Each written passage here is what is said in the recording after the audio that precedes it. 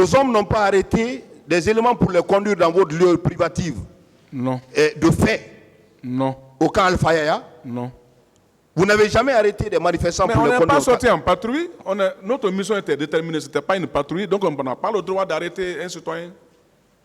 Mais alors qu'il y a des éléments dans ce dossier qui vous accablent, des éléments des partis civils qui disent qu'elles ont été arrêtées et détenues par vous. Non seulement au camp Al-Faya, mais également au camp Koundara. Vous niez tous ces faits? C'est pas vrai. Monsieur Pivi, quand vous avez appris qu'il y a eu des événements malheureux au stade du 28 septembre, d'abord, qu'est-ce que vous avez appris? Quelles sont les infractions? Est-ce que avez-vous appris qu'il y a eu des cas de viol? Des cas de viol au stade du 28 septembre, d'après les informations qu'on vous a données. Avez-vous appris qu'il y a eu des cas de viol? Moi-même, mon chauffeur même était victime parce que l'un de mon chauffeurs dit que sa soeur a été frappée, mais n'a pas été violée. Est-ce que vous avez appris des cas de viol? Bon, ça c'était maintenant à la télévision que moi j'ai appris tout ça là, parce que ça parlait maintenant à la télévision, mais non. La sœur de Jules ne nous a jamais dit qu'il y a eu viol là-bas. Il a dit que lui, on l'a frappé. D'autres questions? Voilà. Vous dites que vous avez, quand vous êtes rentré au camp, je vais revenir sur cette partie qui me semble être très essentielle. Vous dites que quand vous êtes arrivé au camp,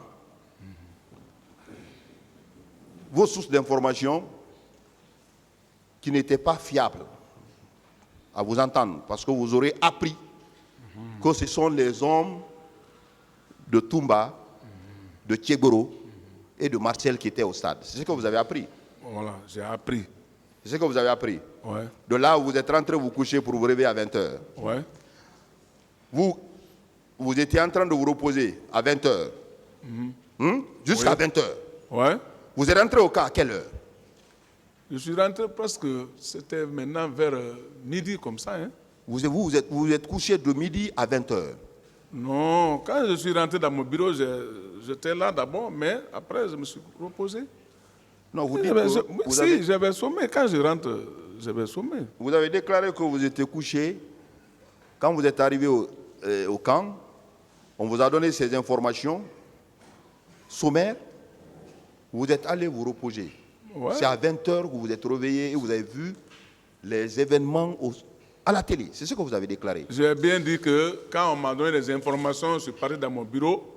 Après, j'ai fait un contrôle de mes hommes qui sont en place. Comme j'ai vu que mes hommes étaient en place, ceci-là relève de moi, ils étaient en place. Maintenant, je suis rentré maintenant dans ma maison, dans ma chambre. Monsieur Pivi, voilà. Étant chez vous, de votre bureau et dans votre chambre. Non, c'est là-bas, le même bâtiment. Attendez, je vais poser une question, s'il vous plaît. Attendez d'abord. Vous étiez au bureau jusqu'à 20h. Vous, M. Pivi, vous, la même personne, on vous retrouve au stade. On vous retrouve à Hamdallah. Pendant que vous étiez dans votre lit jusqu'à 20h. Mais paradoxalement, c'est le même Pivi qu'on retrouve à Hamdallah avec ses hommes. C'est le même Pivi qu'on retrouve au stade du 28 septembre, aux environs. C'est le même Pivi qu'on retrouve à la même heure, à 20h, à l'escadron d'Hamdallah. Et des parties civiles différentes. Cela vous dit quoi? C'est la question? Oui. Voilà pourquoi je vous dis que ce n'est pas clair, ce n'est pas vrai. Ces personnes que je viens de citer, les parties civiles là. Je dis bien, ce n'est pas vrai. Vous pensez que c'est des accusations fortuites? Accusations, plus que le mot même.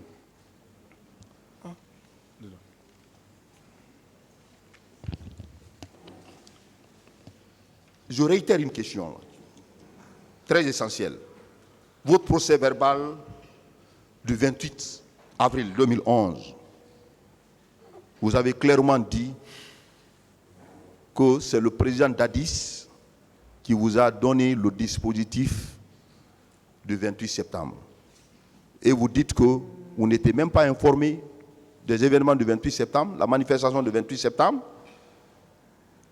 Vous dites que vous n'avez pas appris que le chef d'état-major de l'armée d'alors a pris un acte demandant à tous les militaires d'être casernés. Pendant que dans votre procès verbal, au PM3, vous déclarez que c'est le président Dadis qui a mis en place ce dispositif de sécurité, de maintien d'ordre qui devrait être piloté par Thieboro. Ne voyez-vous pas qu'il y a une contradiction dans vos déclarations? Ah non, si j'ai dit ça, c'est pas moi, c'est pas vrai. Je reviens encore sur ça. Même les juges d'instruction vous ont posé cette question. Vous-même, vous avez dit qu'il y a une contradiction dans vos déclarations. Bon, voilà. Je vous fais lecture de ce passage.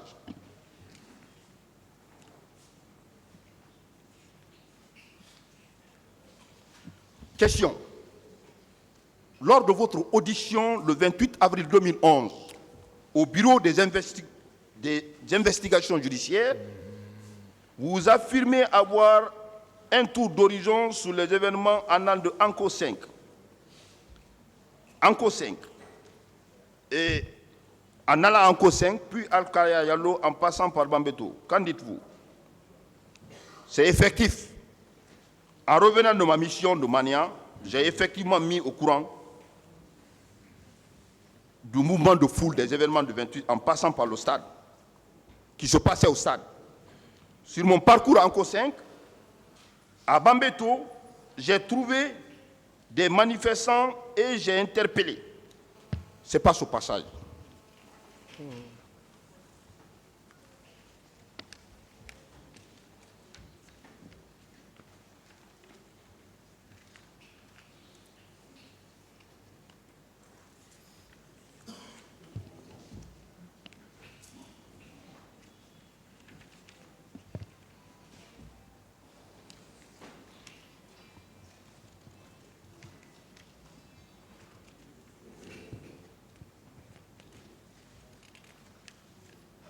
Alors, par rapport à cette contradiction dans votre procès verbal du 28 avril,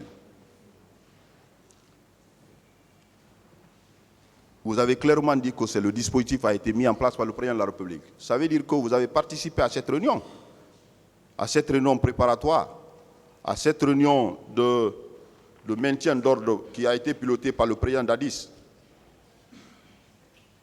Parce que ça ressort clairement de votre procès verbal au bureau PM3, où vous avez dit qu'un dispositif avait été mis en place par le président Dadis. Et devant le tribunal aujourd'hui, vous déclarez que vous n'avez jamais appris la manifestation du 28 septembre, vous n'avez jamais participé à une réunion préparatoire, vous n'avez jamais appris qu'il y a un acte de chef d'état-major. Il n'y a pas de contradiction dans vos déclarations, M. Claude Puvis? Moi, je n'ai pas appris ça. Après les événements, vous confirmez que vous avez voulu arrêter les gens, les hommes qui étaient allés sur les lieux, les personnes qu'on vous a citées, Marcel, Toumba, vous avez pris la décision sur vous-même en consultant le président de la République de faire arrêter ces personnes. Vous confirmez ces déclarations-là? Si. Est-ce qu'il y a eu une rencontre entre vous, M. Toumba, le président Dadis dans sa chambre, et vous avez dit que là où vous êtes arrêté? Il a dit vous êtes arrêté aussi. Il y a eu ces échanges entre vous? Les témoins que j'ai dit leur nom là, comme il y a un qui vit, non, il y a deux qui vivent, vous pouvez même les demander si lui il a le temps même de parler là-bas. Il n'a rien dit là-bas si ce n'est pas pour pleurer. Ce n'est que le président qui avait dit que non, laissez comme ça, parce que quand on va attendre, j'ai déjà fait des commissions, une commission viendra pour faire des enquêtes. Il ne peut pas parler qu'il va dire moi je suis arrêté. Lui il peut dire ça devant moi. Oh. C'était comme ça. Il n'a rien dit comme mot là-bas, si ce n'est pas pour pleurer. Il ne vous a pas vu au stade à Hamdallah?